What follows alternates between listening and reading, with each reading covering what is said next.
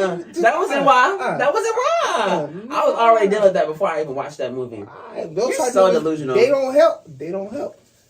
It probably didn't help, but it just helped. It helped with the inevitable crisis that I had to realize in myself. Okay. About mental health. Like, this is me, and I can't depend on other people to have fun or just go out and do something. Why am I going to the place where I'm vlogging at and I'm feeling so much anxiety? Like, what am I? I'm like literally just going to go have fun, to go sightseeing and have a great time. Why am I so afraid? Like, what am I afraid of? That's that's anxiety. That's mental health. It's not talked about. It's not talked about. I guess mental health, anxiety, like any mental health problem. It's not talked about in our community. I didn't know what mental health problem was until I was probably damn near like 23, 24. Like 23, 24. Like that's when I'm just now finding about what mental problem is. Because a lot of the times, we get labeled as, ain't nothing wrong with that boy. He's just bad as hell. Yes, yes, or it's just like just I don't know some negative label, but not knowing that there's actually like a mental trigger, like something mentally something's happening to where you're acting that way. Yes, it's not he just had a bad day or it was like he got anger issues or whatever. Like it's something internally like that's triggering me to be that way, and nobody really ever asks me why. Why? How are you? Like, why are you feeling this way? I would come home from school and I would be so angry. I didn't know why, but they didn't even they didn't even care enough to ask me why. It was, you got an attitude because I asked you to do this. You got an attitude because It's not about that. I feel like that's more the traditional way of thinking, though. So, like, whenever you have kids or I have kids or, most people our generation have kids, things will be a little different. Like we are aware of mental health and issues and stuff like that. So we're not just going to label them off as this, X, Y, Z. We're going to try to get them the proper help. So I do think that's more the traditional way on why we are the way we are now. It's more the traditional way of thinking. I'm glad that even though how people say, oh my goodness, technology is so rancid, like it's gonna be the end of our entirety of our lives, right? But like there's so much healing that I didn't start my healing process until I started seeing people heal, and I didn't start seeing people heal in person in real life. I started seeing people heal from watching people on the internet decide to start doing that, deciding to put themselves out there and do that healing and all that stuff. When I started listening to podcasts and all these other things, that's when I started seeing that stuff. And then I realized it, and then I started seeing it in person. Are you an emotional person? Emotional? I feel like you cry a lot. You asked me that, and I'm a very emotional person. Okay, so you cry a lot? I'm emotional. I don't cry as much as I have before, but I cry, and when I need to cry, I'm gonna cry. Oh Lord. Okay, all right. Now I was just curious. Yes, I'm an emotional person. If I could change one thing about myself, I think I would change that about myself. I would be more emotional.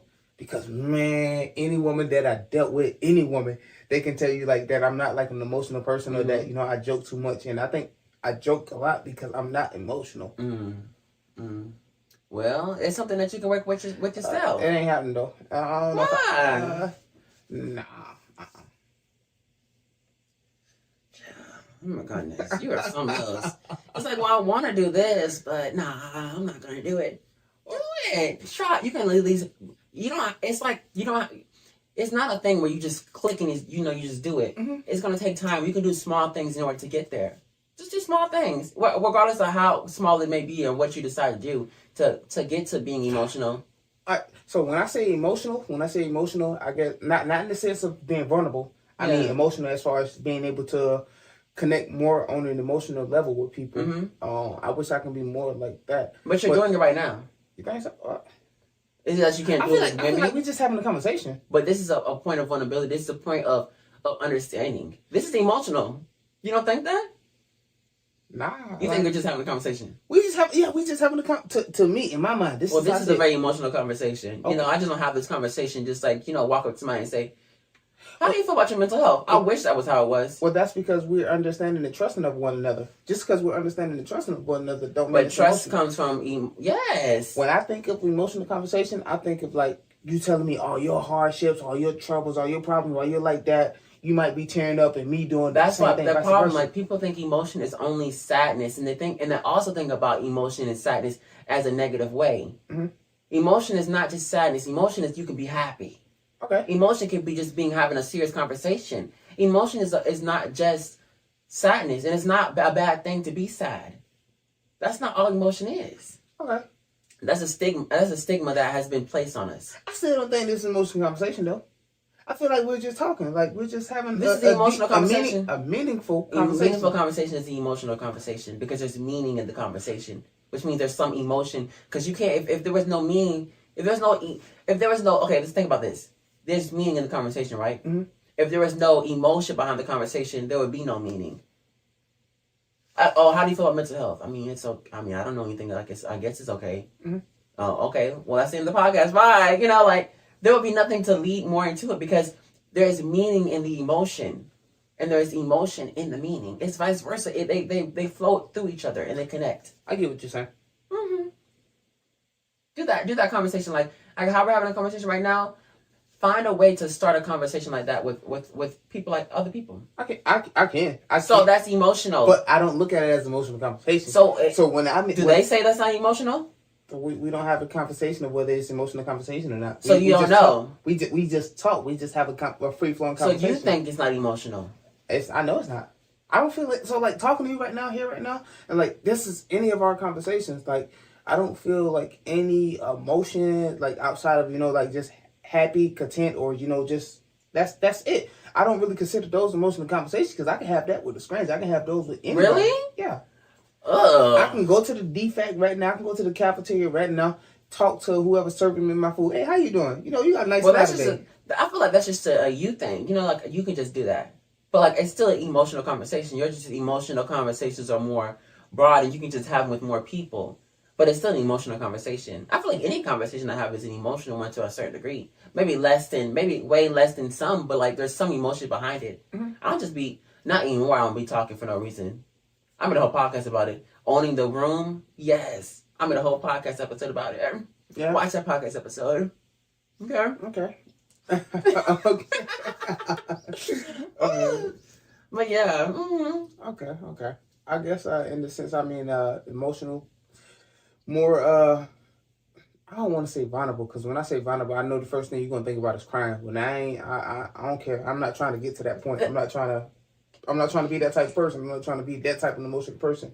But I guess emotional as far as like loving conversations, Mm. And, I think I've been changing that about myself recently, because I've been reading books. I've been trying to be more gentleman-like and stuff like that. So I've been making, I promise you, I have a book right now that I brought. I'm on a free trial. But it's more so like, how to be a gentleman, like what gentlemen do and stuff like that. And like, it's me taking steps to be more of the person that I want to be in the future. Mm-hmm. Mental growth, mental development. Yeah. We love that for you, right? Yeah. We love that for him. Ciao. Oh my goodness. Not the book, honey, gentlemen. Yeah. It's a good book so far. It is. I've been reading like a chapter, well, not really, but it's audiobook. I play like a chapter a day, while I'm cleaning my room or while I'm just doing some tasks or something like that. I play a chapter a day. And sometimes I listen to that same chapter like 2-3 times a day just to make sure I get everything and I'm digesting everything. There's a one good audiobook that by Ella Davis. I forget the name of it really, but it was so good. And I didn't really get into the end of it because that was a time when like, I don't know if I was in basic training or like I was like leaving basic training, or it was something like I was in the between like transitioning into the military. And it was amazing book. That Viola Davis was literally getting chased by people. Like I forget, I think there were white people chasing her, calling her the N-word, throwing stuff at her. I love that woman. I ain't gonna lie. I love that woman. I was like, what in the world? And look how amazing she is right now. And Taraji P. Henson and Viola Davis are the main ones advocating for mental health. Yeah. For like just saying, you go for it. We have to do it right now. Like, you know what I'm saying? Like, this is the time to start healing. Like, as much, I ain't never get chased and called the N-word like that. I had my little days where people, did some crazy things to me, but not like that. Mm-hmm. And look how amazing and how powerful she is because she decided to be vulnerable, do that mental health work, and then do it 10 times fold for other people. I think that's when you really realize that you're in a state of healing is when you can multiply it and then find some way to give it to other people. Mm-hmm. So, I love that for them. I'm happy for them. Strong woman. Both of them, strong women. Mm-hmm. Yeah. I like to look at her as like, you know, my auntie, my favorite auntie. That's my mom. They're both my mom. Davis? Yes, they're my mothers. I love her, man. I do. She's a phenomenal fucking actress. Yes, she really is. Like, I have to watch the new Hunger Games with Viola Davis. I don't even fuck with Hunger Games like that, but because of her, I'm going to watch it. She did so, and she's a villain. I give her the same amount of respect as I give like what's his name, Denzel Washington or Leonardo DiCaprio. Like, she's been doing it for a long time. She has. I feel like she blew up. Then she blew up out of nowhere. You probably just didn't see her. I don't remember like growing up watching her. She's been doing it for a long time. She's been doing it before The Help. Yeah. But I can tell you, so she blew up out of nowhere then. The Help. Yeah, I can tell you. I remember growing up watching Denzel, Leonardo, Will Smith. I remember them growing up. But with her, nah. Like I don't remember growing up watching her. Yeah, but she was there. I think. Well, I know she was there, but I ain't letting nobody fuck auntie. That's auntie right there. I wish they would. I wish they would. But yeah, we're gonna have to transition into the next topic. But okay, get into it. This is gonna be. It's definitely gonna have to be another part because I didn't even get to like the real tea, the vulnerability that I wanted to talk about. I see that. I remember like I was thinking of some of the topics that you went over, but like we was having like in detail conversation about like other things, and they were equally as big though. I think. Yeah, but if you got something, honey, add it on there, okay? I got you. Because sometimes this engine be running. But so to me, like this is nothing out of the ordinary. Like how whenever me and you we usually talk, like without the cameras and shit. Oh, it's like like definitely we talk about this, we talk about that, and it's like I mean, before you even know it, like an hour and 10 minutes done went by, and it's like we just sitting there talking. And a little podcast without the camera and everything. Yeah, but I like that.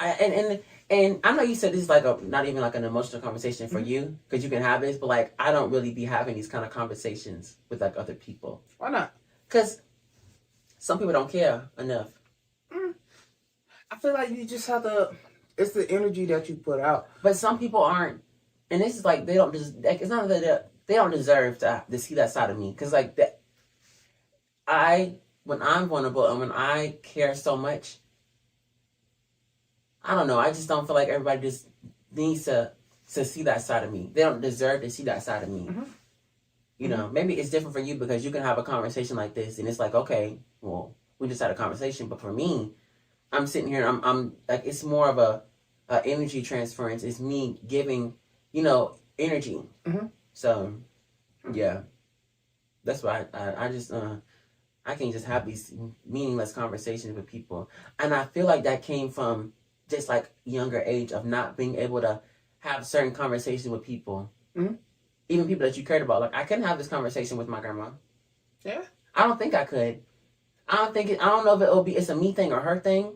I haven't healed enough to get into the depth. Maybe it's a both people thing. So I have a question. Is she still around, your grandma? Yes, love her to death. Love you, grandma. You listening? I know you're listening. Love you. Would you think you'll be able to, hypothetically speaking, you know, invite her on the podcast and have these type of talks now? I feel like if I get back to the States. Oh, right now? Yeah. Like, where you at in your life today and where she's at in her life today? Like, oh, most definitely. So I know I could. I don't know if she could. I haven't talked. We have conversations, right? I talk to her all the time on the phone and stuff, but like I haven't really seen her in person for quite some time since I came here. So and she seems like she raised you a lot. Oh, most definitely. I give her. I'm really grateful. She watch all your podcasts? She does. Hey, grandma. Anyways, child. You can't forget what I was gonna say. Oh yeah, like I was afraid to have these kind of conversations, and I'm not saying it was her fault. I'm not saying it was like specifically my fault. I just think that I wasn't brave enough. I wasn't courageous enough to have conversations like that because I felt like it wouldn't have mattered. Like, I feel like my feelings and what I said didn't matter. So when things, like serious things happen to me, like really serious things happen to me, I never wanted to talk about it. And I decided to just keep it to myself and just move forward. So you was doing exactly what I've been doing my whole life. But it's just you changed yourself into something else to where you can talk about it, where you can be more vocal. I use a different outlet. Yeah, so I guess we're just at different stages at life. Like you chose one path and I chose the other path. Yeah, and it was. And to this day, I still had never had the opportunity to talk about it. I never had I never was brave enough and courageous enough. I was like, oh, it happened so long ago, it doesn't matter anymore. When it was a part of me and it was a part of a experience that I learned. And I'm just so, like, I want to say it, like, outward, like, what it was. But it's like, talk about vulnerability, okay? It is something that is like, I know my family knows about some of the experiences I had and what I dealt with, but it was never, Smith, let's talk about it. Like, this is something that mentally impacted me, something that I had no control over, and nobody ever. Was it like throw some dirt on it and keep pushing? Throw some dirt on it, and that's a lot that my family does. Oh yeah, like, let's not sit down and really talk about it if it's not really actively like bothering us. And I'm a child, like I don't know how to say, hey, this happened to me. You know, I feel like as a child, you might have been like more emotionally advanced, more in tune with your feelings and stuff like that. So I feel like the stuff that you might have went through, it affected you differently than it would with other kids, or you know, as it would have myself, because you are more emotionally in tune with your feelings and stuff. Well, let's talk about the first one. The first time it happened when I was in California, right? I was in California. I was a little child. Didn't know nothing. I'm just sitting there. Like, my mom was, well, I don't know where she was. She was somewhere. I'm living with my grandma. I had my cousins and my sister, all my siblings here. And this is something that's crazy. I cannot believe I'm going to say this on the podcast. But I'm just sitting here and we just under the covers. And out of nowhere, my cousin, a female, literally grabs my hand, my tiny hands, and puts it in the you know what. Oh yeah, how was it? I don't remember. I was in California and I didn't get to Georgia until I don't remember the age. I was like no young. I was at least this age or younger. I would say like maybe 13 or 14 or something like that. I was either that or younger. Because when I came here, I literally just came from first. I got in first grade when I came to Georgia from California. So I was a young child, and you weren't no 13 if I. So how old is 13? Not in first grade. First grade, you in like middle school. But you wasn't no 13 in no first grade. Oh, so how old is first grade? I don't remember. First grade, that's like 5, 6. That's like young. Yeah. Well, I came to Georgia and I was in first grade. So okay, all right. So you were still young. Definitely. I don't remember how old I was. No more than 7. Like I don't know. You was probably 13 is a little bit older. I don't know. Like 6 or 5 or 4. Yeah, you never think, and the only reason I said 13 or 14 because you never think that a 7-year-old or 6-year-old will go through that. You know, 13. Like I remember, like that's when most guys start going through puberty or began puberty. You don't. Oh yeah. It makes sense now. I don't know. I was trying to make it make sense, but I guess it didn't make sense because clearly she didn't care. I was literally like what 6 or 7 years old. That's crazy. 6. I go at 6 or younger. Yeah. That is literally crazy. And she just, you don't know no better. You don't. I didn't know what was going on, and it just was a thing. Like I just went through. And I was like, oh, this is something like I knew. I felt like I knew it was wrong, and I felt violated. But as a child at that age, like I just didn't know. Did you ever talk about that to like any of your family members? So this is the only reason why my family ever figured out. My cousin told, I guess my mother, because they had they talked to each other and they were more connected, I guess, than like the rest of the family were. And she told my mother, and my mother told, I guess, like in her own way, I guess, told the rest of the family, and just we never had a conversation about it. But my cousin, like when I was really really young, like I faintly remember it, but we was in a vehicle and she was like she apologized to me like in my ear and was like, I'm sorry.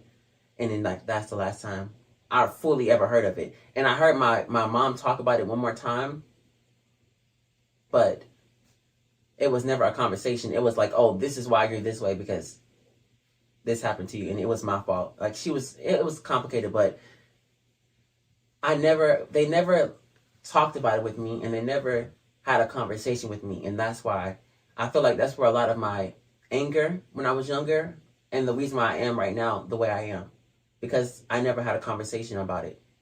So it was a crazy experience. And I had numerous more, but that was the one that really hurt me because it happened from your family, right? My cousin did it to me and my family didn't talk about it. Was your cousin like adolescence as well too? No, she was. If anything, she was in her teens. Her teens or upper. So, yeah, because when I was in high school, she was already way older than me. So, Oh Lord. it was not no child on child. It was like she had even if she was younger, she was of an age where she had her own, conscience of like knowing what to do and what not to do. It wasn't like no little children just like, oh, I don't know what I'm doing. She knew fully well what she was doing. Oh Lord. Yeah. Oh my heart. Mm-hmm. I'm sorry, man. I mean, It's okay. It's an experience, and I just like learn how to just keep going and deal with it.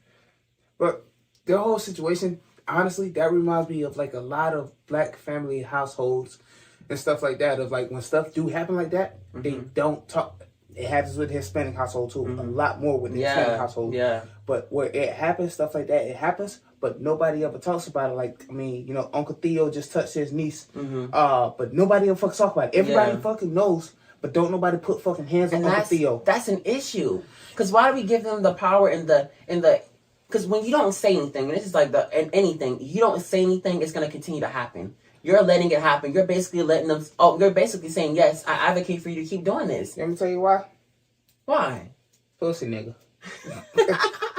But a lot of, but they have no problem coming to you and telling you that you're doing this wrong, and you're like, they don't have no problem coming to you directly about any other thing, like you. But in terms of like, oh, this happened to you, or this is the reason why, you're overreacting, and it's nothing to even be brought up. I guess it's like a new realm of uncomfortability that they're not used to and don't know how to deal with. But I mean, fortunately for us, we're used to being with uncomfortable situations, so we do know how to address it. Like we know if something like that happened, hey, this ain't hush hush. Yeah. I'm gonna tell everybody, and I'm gonna put hands on you. They're gonna put hands on you too. Oh, most definitely. It's I don't know. It's just and those are like so when stuff like that was happening. That was definitely more traditional ways. Like I could tell, like from my generation and like the Hispanic generation that I do talk to, those females, it's like if that was to happen to their kids, they dead in that. They dead in that. Like they going to jail, or they telling brothers like, it's not like hush hush no more. Yeah. So it is being spoke about more often now. And and I hate that we have to go through so much pain to realize that we don't have to allow that in our lives anymore. But I'm glad that we're getting to a point where we're the people where, and this is why I'm kind of scared to have children, not because of I don't know, I'm more so afraid of what could happen outside of my control. Like this child is gonna go out and experience life, and I don't know what they're like. What about a cousin? Like I don't know their intentions. Like you never know, and that's what scares me. True, I think that's why you like the best thing to do is just talk to your child, so your child do know. You have to educate your child. Like you have to like.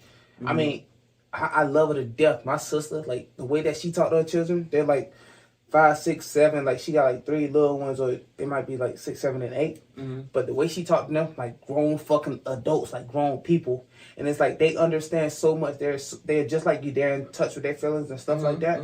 And it's like because the way she talked to them, like they know so much. They're already ahead of their peers and stuff. People because the way she talks to them. Yes, and she talks to them just like adults. So now, like when I say adults, like she cussed them the fuck out. Yeah, and I feel like it's not even like she talks to them like adults. She talks to them as they're a person, and a person who has. They think that when you're younger, or even till like right now, I can ask my parents and they would say, oh, like they look at me like, oh, I'm just a person who needs to be talked to like I don't know anything, instead of having a conversation with me where I can like, you don't have to talk to me like I'm stupid. I understand what you're saying. I know what you're saying. And even at a young age, they don't realize, I don't know why they don't realize, because they were children at their age, that they can see these things and they can understand these things, but they never had conversations like that. But they were children so long ago. It's hard to remember like everything that you felt and everything. Yeah, but I'm pretty sure if you remember your parent yelling at you and doing this until you giving you a whooping, you can remember them having a conversation with you. Yes, because your example was the whole reason of my whole point. She had a conversation with them like they were people, and they were ahead of their peers, even when they were younger. But that's all right. So like, if you was to take how she's parenting her children, if you was to take that and try to change that 30 years, of course it's not going. Yeah. So I mean, this is like a new wave. Like this is everything is new now. Like everything is changing. Yeah. I feel like we're the last remnants. Oh, that's a big one. We're the last remnants of our generation. Yeah. And like we were the last one. Hopefully, we will be the last one to experience some of the things that we went through. Yeah. And it's like with the new generation, like they're starting off ahead of us because they don't have to go through the same traumas that we went through. Mm-hmm. Yeah. I'm glad that we're moving towards healing, Of and course. that we don't have to we decide what we want, and we decide what's best for us, and we don't have to just allow anything just because it happened before it can happen again. I'm glad that we're moving towards that, because I would literally, and this is crazy, it's not crazy, I would literally, if my child told me, because I'm going like, look, we're going to have a conversation, we're going to talk about stuff, something happens to you, we're going to talk about it. I found that somebody did something to my child, I'm going to kill somebody, I'm going to murder somebody, and when I go to the judge in the court and they say, did you do it? I did. I'm going to say how I did it. You want to know where the body at? Because you caught me. I'm going to let you know. Because there's no way I'm going to allow my children to ever be put in a position or to feel like how you feel and what you went through didn't matter. Why did I never feel like, and I'm not saying it's all their fault, but why, as a child, why did I never feel comfortable enough to have a conversation with you? Why could I never have said, hey, my cousin Lily molested me, and you and I don't know how to feel about it. Why can I never have that conversation? Like, that's something that needs to be more talked about. Because because life is going to happen regardless, right? Our children are going to go through things that we don't want them to go through. They're going to go through it. But why can't we allow them to be more open so when something happens, they can come to us? Like, I wish that was a more first option than it is. It's more of an option now, right? But even to this point, I'm talking to people around my age or above me, and they're still resulting to the same options that their parents have because they think it's the only solution because they're so conditioned. I don't blame them because I kind of understand where they're coming from. It's just that's what was instilled into them. That's all they know. It's just fortunately with us, we are what's the word I'm looking for? We're pretty much given a lot more options. We see a lot more. So it's like we can understand a lot more. So we know, we can learn that, the way that our parents taught us ain't right. We can learn that the stuff that they did ain't right. Versus, the other people like who goes through those things and like sometimes that just might be all they know. So it's like, it's kind of like, I guess, being in our parents' shoes. So our parents might have gone through the same things that we go through, same things that we talked about. But since they wasn't experienced too much, or since they didn't see much more outside of what happened to them, they didn't know how to go about it. So they just repeated the same cycles. That's what I'm getting. Yeah, and the options, in your words, are the tools that I be saying. Like they didn't have the tools. They didn't have the tools to go out and say, okay, this is, and that's fine, right? We have to do like I talked about it in my other podcast episode where we like at a certain age in my life. I didn't realize that I could decide to say, hey, you can't talk to me that way and you can't treat me that way. There was a season in my life where I was getting triggered by people that I cared about, and I didn't know how to say it. I didn't have the options. I didn't have the tools to say, hey, this is why, this is what's going on, and this is how I can fix it. Then I got to a point where I was lashing out because I didn't know any other thing but the tools I had. Like, my tools was, I'm going to cuss you out. I might try to fight you, and all these other things. And now I'm in a season of my life where there's so many options and so many tools I can choose from. I don't have to decide to just go over here and lose everything that I am because I feel like I'm at a certain point in my life where I'm not going to just cuss you out anymore. I don't care enough to cuss you out anymore. I'm not going to try to fight you anymore unless I really get to that point because I still will throw some hands. I ain't got the, hey, don't listen to the podcast. You're like, okay, well, Smith ain't going to do it no more. No, if you push me to the limit, I might push back. Okay, I'm human. But I'm saying it's not my first option anymore. It's not my first tool. We have so much more to choose from. We can decide to choose different things. And then we get to a point where it's like accountability. We can be accountable now. That's not our only option now. That's a whole nother conversation. It's self-accountability. Yeah, we don't, look, there's so many options now. You can't blame nobody else. You can't, but they still do. They still do. Oh, this happened. Okay. It's sad, right, that I got molested as a fucking child, right? It's fucking sad. I hope nobody has to experience that ever again. But that's my trauma. I can't implement it, and I can't go out here and, I'm gonna go hurt this person because I dealt with this. choosing the option of hurting other people instead of choosing the options of healing. And we have different options now. Mm-hmm. We have different choices to make. And even back then, even when you're younger, like not younger, but the older ages, they still have, they don't have to choose this thing. This is not the only option, you know? Mm-hmm. Of course there was less options for them to choose, but there was still less options to where people would be hurt, if that makes sense. I get you. I get what you're saying. Mm-hmm. And I guess that just all boils down to like how you're saying as far as being accountable for yourself. Like just because it happened to you don't mean, you know, it has to happen to everybody else just because it happened to you. Mm-hmm. You don't have to be that motherfucker like, hey, I'm sick, so I'm making everybody sick. Yeah. You don't have to be that person. Mm-hmm. You can be like, all right, I'm sick. I'm going to come over here. I'm going to get better. Then I'm going to rejoin the world. Mm-hmm. That was perfectly said. Oh, no, I do what I do. Oh, yes. But I have a question. And Uh-huh. especially being that this podcast is called The Realest Way. Mm-hmm. Have you ever had that conversation with your people? Like, ever in your life? What conversation? Of the incident that happened in California? Ever in your life? Or Did I have the conversation? Yeah. No, I mean, I said, man. like... I hope they watch this and they call you. Yeah. Why? Because, like, it's not going to do anything. But, like, I never had the conversation because when I was available for the conversation, I wasn't in a state of in my life to where I was comfortable with going to them to talk about stuff. Like, I never really came to them and was like, hey, I'm going through this, I'm going through that. Truly, like, really, like, when I really was going through something, I never did. It was always, I always was the one to heal or at least try to heal myself. But do you see how you're still affected by it? Oh, most definitely. I don't think it's gonna come from other people though. Okay, so you're doing the same thing that I'm doing though. No, like, but I'm trying to heal from it. You're doing the same thing. How am I doing the same thing? I'm so by just throwing dirt on it. I'm not throwing dirt on it. What you just said. I'm not throwing dirt on it. Let me finish. What you just said. Yeah, a conversation won't even do nothing. It won't, because I'm not gonna find my healing in talking to them. It's not like what like. Of course, it's like I would love to hear their side of the story, right? I would love to hear it, but it's not gonna heal me. It's not gonna heal me. It's not gonna heal you, but it can start the process of healing. It can help in the process of healing, but the process already started. Or it can help. It's not gonna heal you, but it can help. I can never talk to them again, and I would be okay. Like I would literally find a way to heal from it. It's like it's not gonna stop me from healing. So you say, but I feel like, you know, without that conversation, like there will always be a part of you that's always just affected. Of course, like anything. Like I'm without missing that conversation. Like I'm missing. Like, oh, I wonder how they really felt about the situation. Like, why didn't they say anything, right? But like that's not like those are things that are like they will be okay to know, right? Mm-hmm. But they're not gonna. It's not gonna stop me.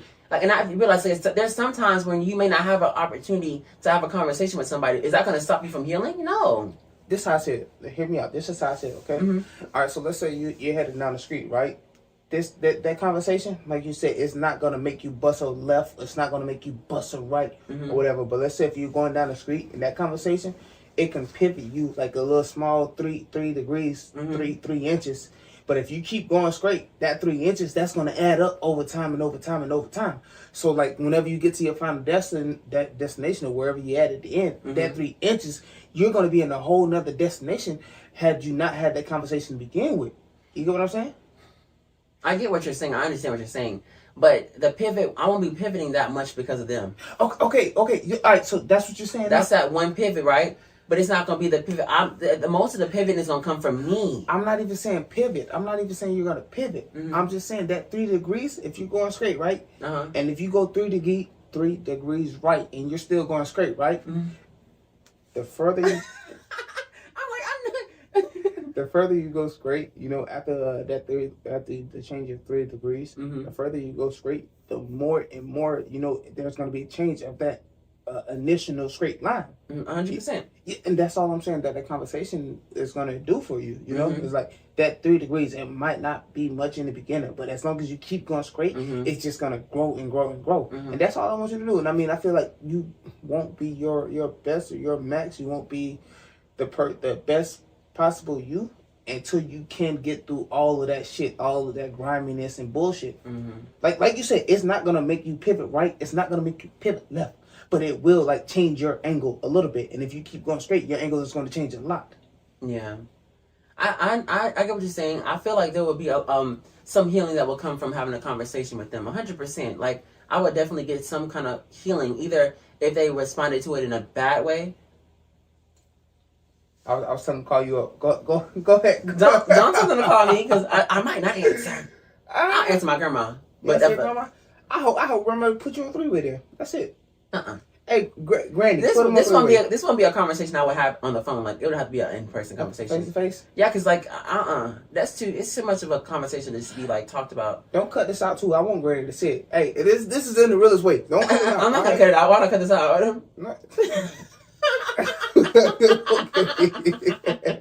All right. Okay.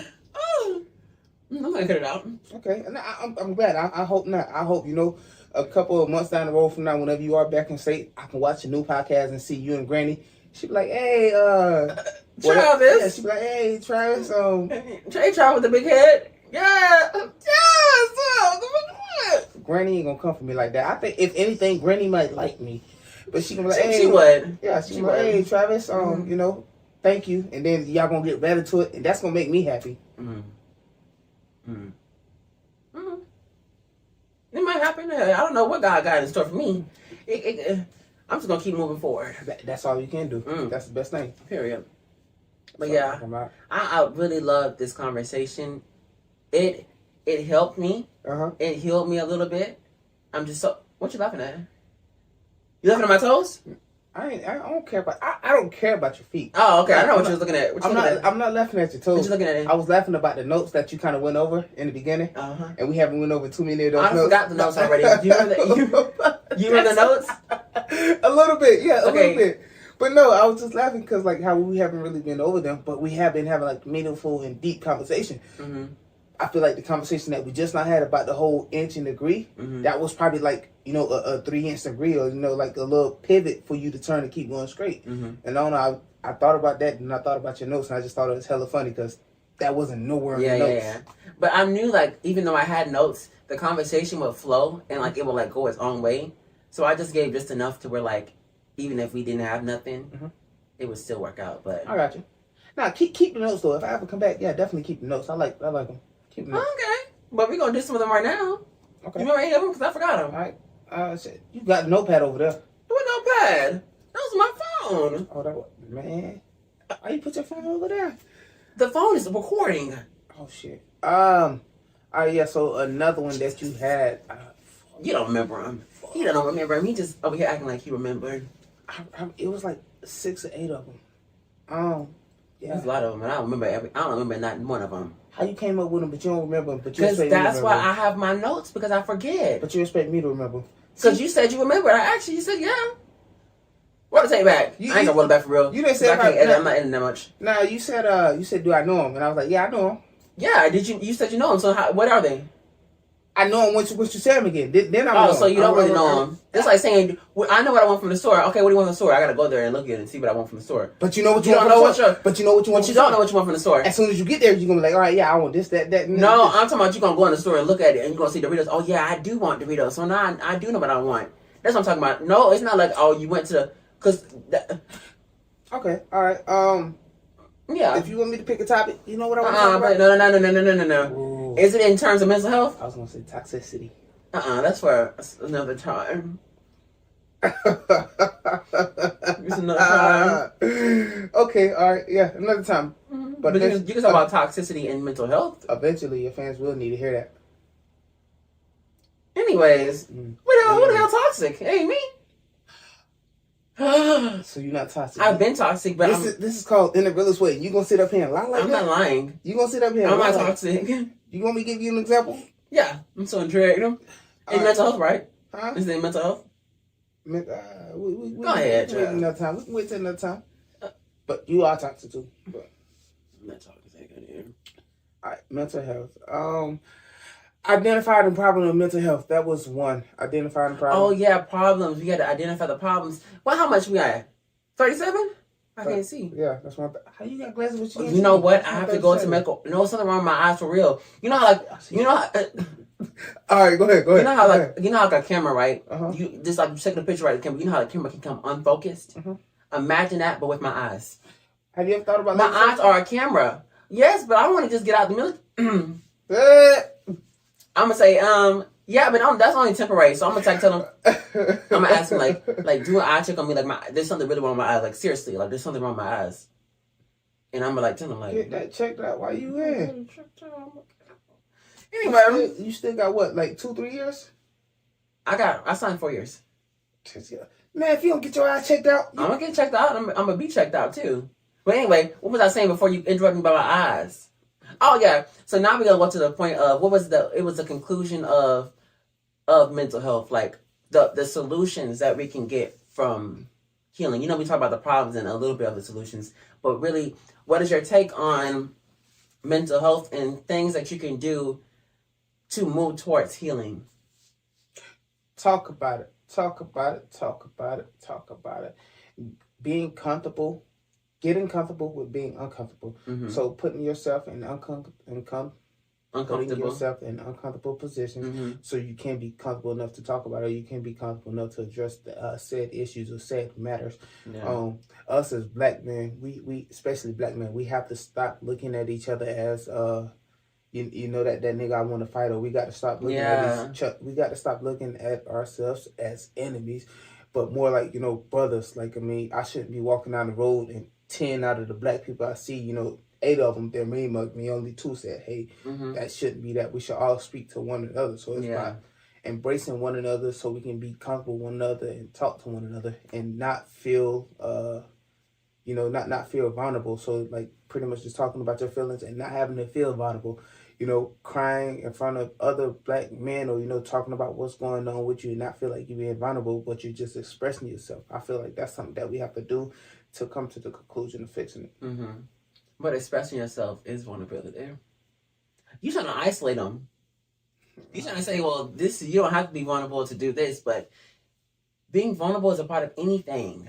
You realize that, right? You walking out of your door today, dressed as you are, as business-like as you be dressing with the shit you had on. That's you being vulnerable, even to a certain degree. Maybe I'm talking about minuscule, right? It could be the smallest thing, but it's still towards you're being vulnerable by walking outside, right? Being vulnerable by just being the opportunity to be seen as being vulnerable, right? I don't see that. I don't. You may not see it because you don't care enough, but like anything that you do, you're putting yourself in a position, and this the definition, if I remember, is putting yourself in a place to where you can be, right? You can be attacked, because the definition of the word came from war. Well, if that's the case, then you can be vulnerable by just sitting in your room. Anything. You're vulnerable regardless, I'm saying, but there's different levels of vulnerability. That's what I'm trying to tell you. There's different levels. Okay. Yeah. I see. I mean, I got to go and see the definition and then. Go ahead, go see the definition. You have your phone right there. Pull it up. After I read the definition. Go read the definition right now. Come back with a rebuttal. Go ahead, read the definition right now. I'm gonna need time to digest it. Read then come back with a rebuttal. Definition. Then come back with a rebuttal. Oh, so he ain't gonna come with a rebuttal, because how are you gonna know? What you mean? How they gonna know about the rebuttal? How they gonna know? Yeah. Well, of course, whenever you come back and you start talking different about vulnerability, they're gonna be like, oh, he done got I know I'm gonna talk about vulnerability again. This could be the last time I talk about it. All right, we'll see. I doubt it. I feel like it's gonna come up again in another one of your conversations. Yeah, with another person sitting right here. This is a small couch, and we're gonna have to move over. I ain't saying I gotta be here, but I'm just saying eventually. I'm saying, we're gonna have another one with who on there. And you're the type to, like, once you learn something, like, you keep it with you and like you carry it on, and so like as you have a conversation with other people, whatever you learned in past conversations, I carry it. Yes, it comes out. I love that you noticed that. I love that I do that. Like when I have a podcast episode, I literally talk about, okay, and it's not even like I intentionally do it. It's like I don't even try. Like, okay, well, this is what I'm talking about today, but this also comes from this, and I take it and I bring it with me to this conversation, and then like everything just like carries and carries and carries and carries and carries. Yeah, because it's a part of who I am. I learned from it. Yeah, and I just brought it with me. Yeah, exactly. You know, there's this thing that whatever her name is, Jennifer Lewis. You know Jennifer Lewis? Nope. She's a singer. Nope. She's like, can't nobody I said don't do it. Fuck with me in these streets. You know that song? Filipino with Rennie. Ain't nobody got time for that. Dun, dun, dun, dun. Ain't nobody got time for that. Dun, dun, dun, dun. You know that song? Jennifer Lewis. Anyway, she always got some red lipstick on. You know Jennifer Lewis. She's a black woman. You would know her when you see her. Go ahead, type her up, because I'm really disappointed. Jennifer Lewis, did you see this? It was not me. I know who you were. She's been in a plethora of movies. Hurry up. Oh, don't rush me. Oh, no. Jennifer. Not Lawrence. Lewis. She was on Blackish. Or Grown Up. Was it Blackish? Or Mixes? What's the damn thing? Mixes? She like that one loud auntie. Yeah. I know her. Yeah, I'm telling you know her. Hey, baby. What was I saying her for? Huh? What was I saying her for? Oh, she was on, I think I was on Breakfast Club or Media, what was it called? And she was talking about you take yourself with you. Mm-hmm. Like, you take everything that you learn, every experience, the good and the bad, you take it with you. And I said it on the previous podcast episode, when you get to a point in your life where you're healing, you can't say everything that you did before didn't matter. Because then you wouldn't be the person that you are right now. Facts. You got to take it with you. Facts. Take everything. Take every lesson, every mistake, every success. Take it all with you. You got to take everything. Agreed. When she said that to me, I said, oh, yes. But I see that's the type of person you are. I see that. I've been seeing that was your personality. And it's like, that's how I know when I come back with you about vulnerability, people are going to know, hey, all right, he talked to him about that. He understands. Honey, but we ain't going to be no talk about, because I know what I'm talking about. Vulnerability is, anything is vulnerable, right? Okay. You bring it up in your next conversation. All right. I know what I don't bring up conversations where, like, I was corrected. I bring conversations where, like, I'm healing. So if it doesn't get brought up, y'all, just know I wasn't corrected. Listen, you won't bring it up to, like, where you like, he was right, et cetera, et cetera, et cetera. You won't bring it up in that sense. But, like, how you will talk about it moving forward, that'll be the change. I guess, honey. All right, watch. I'm talking about my conclusion, honey, about healing. Not healing. Well, healing, yeah, but mental health. It's important to have these conversations, right? With yourself, also with other people. Because sometimes, not all the time, but sometimes people want you to ask them, how are you feeling? Are you okay? Like, and give them opportunities and options to where, you know, they may not want to talk to you. They may want to talk to this person, or they may not want to talk at all. They may just want your presence, but give them the opportunity and give them a way to feel free and to be vulnerable and to heal. Like, let's move towards healing. Let's move towards love and with everything positive and everything great. That's the main thing about this mental health and us talking about these conversations. It's important. It is so important. But yeah, that's what I wanted to share. You have anything you want anybody to know about? I know you have some pictures. You took some pictures. What was it? Yesterday or today? Hey, don't say I just took some pictures. Nah, it was a photo shoot. Oh, it was a photo shoot. Hey, don't downplay it like that. Okay. Yeah, it was a photo shoot. It went really well. Once I get the pictures back, I'm gonna definitely, send out the link to you and Green and other people who might want to do a photo shoot, because I think a photo shoot will go really well. Well, if your pictures look good, I would definitely do a photo shoot for the podcast. All right, so they're gonna do editing and stuff like that, right? So they edit. It's real professional. But before they even do the editing and stuff, like yesterday, they were showing me some pictures that I took, like not even bullshit. Like, it seems like I could be on a billboard type shit. Like, hey, I was looking good. It seems like that. Listen, I was looking good, and then they was boosting my head up, talking about. Hey, yeah, I mean, I hope I would chill if I wanted some money. I don't think it's like you know what, the pictures are gonna speak for themselves. Okay, period. If they're really good, I'm gonna cop them. Huh? I'm gonna cop them. You gonna what? Cop them. Huh? You know what cop them mean? What you mean? Cop them. I'm gonna get them too. No, you're not. Oh, you gonna get I don't want your pictures, motherfucker. Oh, well, you said cop them. That like I'm gonna cop the person who took the pictures. I don't want your pictures on. You ain't gotta do that. Because you don't even like my pictures on Instagram. All y'all people who want to say y'all love me and support me, right? Y'all say y'all want to love me and support me. Why you don't like my pictures, huh? You know what? When I make it to the top, I ain't gonna talk about you. This man got so mad because I told him, hey, like, yeah, I seen that story, and we were just having. Because why would you not like it? Because I hate that. You know how many views I get on? I'm not saying I get a lot of views, but I get. If I got the amount of views that I got likes. To me, it's not that serious. It's serious to me. But I'm not a social media guy, so I don't care. Like, I mean, I don't care whether I like it or not. I don't care. Like, leave a comment. It's just like, if I like it, I fucks with it. I'll talk to you about it when I see you. Why you need me to like it to validate it? Like, because I want you to say, hey, I seen you out here succeeding in life. I see it. But if I felt that way, I would say it to you in person. Just because I say it on social media don't mean nothing. I feel like by me saying it in person, that means more. Not to me. Because you said a lot to me in person, and it means so much already that the value will be better placed somewhere else, which is liking it. Hey, well, I already told you, I ain't no social media type guru. Okay. I already told you that. You could have easily clicked it and liked it. I ain't see you got to comment, share, post, and you got the other stuff I be doing. And another thing, I'm not even on social media like that. You was on there enough to see it. You could have liked it. That's all I'm saying. I never watch another one. Don't worry about it. Hey, easy fix. Every time, watch what's funny to me? Easy fix. Every time I talk to him about something, or like, oh yeah, this is that, or this is that. He's like, you know what?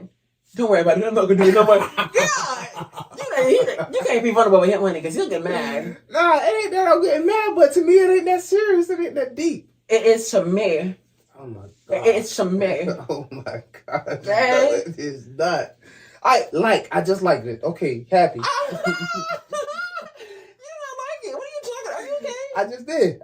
Okay, that was you liking it? Yeah. So I'll see if I go on there and I'll see if you liked it. I just did. T-Spain, you see, they see me. I just look on my recent post. If you don't see no T-Spain 63, is it 63? What's your ad again? I forget. Like T-Spain. That's it. Oh, T-Spain. It's the numbers. Like T-Spain 6 then. T-Spain 6 something. 6. It's not just 6. I bet you it's 6. You want to put money on it? Don't put money on it. Because every time I put money on something, I lose. All right. It's T-Spain 6. Anyway, before I end the podcast episode, I went, we ain't done yet, motherfucker. Look at this shirt. I know it's a little wrinkly and stuff. It's a little, I forgot who I got it, what brand I got it from, but it says I'm finding some blood right here. This is for the mental health, right? God literally, I didn't even know. See how crazy it goes together, right? God literally said, I didn't even know why I bought this damn shirt. Mm-hmm. But look. You got it from Walking Dead website. I was a player. You really thought you ate. You know what? I was going to say if I was a zombie apocalypse, I wouldn't rely on you, but I probably would. Because you're the type of person to rely on in a zombie apocalypse. But I just want to say, I'm going to go even further, right? If it was me or you, I would choose me and I would push you to the zombies. If I had to. Smith, if it was me or you, and I would push you to the zombie apocalypse. If it was me and anybody else, I would push them to the... What are you talking about? I was explaining, I would never do that. Like, you wouldn't push me? There would be an option. Like, why would I have to push you to survive? Like, what? Give me an example. So you telling me if it was a zombie apocalypse, your life or my life? Well, give me an example. Give me an example of when that would happen, so I can see. All right, so let's say your life or my life. Uh-huh. So let's say if we both running. We. I was gonna say that one too. Yeah, we evenly matched, right? Uh-huh. You getting tired. You see me. I'm getting tired, but we still going at the same speed, right? So you telling me you want to stick your leg out? Why? We're still running at the same pace. Like, they're not going to get us if we're still running at the same... We're both getting tired. Right, so what if I start leaving you? You're not going to stick your leg out so I can fall and they get me? I just do something... I would never... I swear, like I was just joking, right? I was just playing, but I would never really do that. Like, I would probably just, like...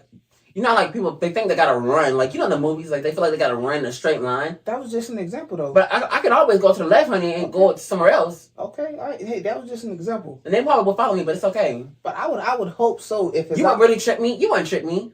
If the way you run, you would. The way you run, don't even do that for the camera. Don't even do that for the camera. Hey, you can't say I don't be moving. You be moving. That's what I'm saying. Okay. Like, you don't have to worry about it. Cause I'm probably gonna run as much as you run. Like, you ain't gotta worry about tricking me. Because if you running faster, I'm gonna try to keep up with you. So, I would never trip you. You wouldn't? No, I wouldn't trip anybody. I appreciate that. If I ever would have tripped somebody, they probably had to do some crazy ass shit to me to do that. I just thought of one name that I know you would trip. I ain't gonna say nothing. I wouldn't trip them. You wouldn't? Okay, give me I ain't gonna say nothing because they which that's not gonna help. Give an example. Like a small example where they couldn't even own. Did they listen to the podcast? Did they say they listen to the podcast? A lot of people say they listen to the podcast, so it can't just be them.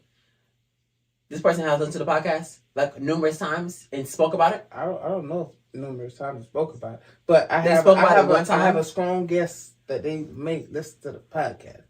But I wouldn't trip them. They probably would have tripped me. But listen, if apocalypse, if it came down to like me and any other else, like you're gonna kill. But you will, and this is the whole mental health thing, right? You don't the options. You got more options. You gotta trip me. What you mean? If it's run faster, it's not my damn fault. You got natural selection, motherfucker. Okay, all right, yeah, you say right, just run faster, right? But what if I'm tired and I can't run faster? Or what? So you gonna kill me because you can't fucking run? Natural selection is your ass. Whatever. My natural selection is the best, the most motherfucking whoever is the most smartest and fastest. But you would never have an opportunity to trip me. Because the way you run, honey, you couldn't trip me because you probably trip yourself the way you run. I feel like in your heart, you believe you might be faster than me. I don't think I'm faster than you. I know I'm faster than you. And that's about that run. No, because that wasn't... We did a whole 2 mile, right? I don't care. Like, that did not count because It kind of right, but like I wasn't running as fast as I could. I was conserving my energy. And what happened? And I didn't know what lap I was on because, first of all, I didn't know what lap I was on. And didn't you try to pass me after that? I was running as fast as I could to catch up, but I did try to pass you, but I just. And what happened? I didn't pass you. Oh, I did. And the only reason you won was because I didn't know the variables. I didn't know if I was on the last lap or the first lap. So like when I found out it said last lap, I just ran as fast as I could, and I just couldn't catch up with time. But I caught up. I was too far gone. But imagine if I knew what lap I was on, I would have caught up with you. I'm gonna give you the backstory, right? So he beat me one time in a race, right? 2-mile race. He beat me, and I wasn't even trying. Go ahead. He beat me one time at a 2-mile race, right? And so I said to him, and I said to myself, it'll never fucking happen again. And you know what? It never fucking happened again. He haven't beat me since that one time. You know, we haven't had opportunities to run a 2-mile besides today. That's a lie. What about when we ran to the motor pool? That was a group run. I don't count those. We didn't run together.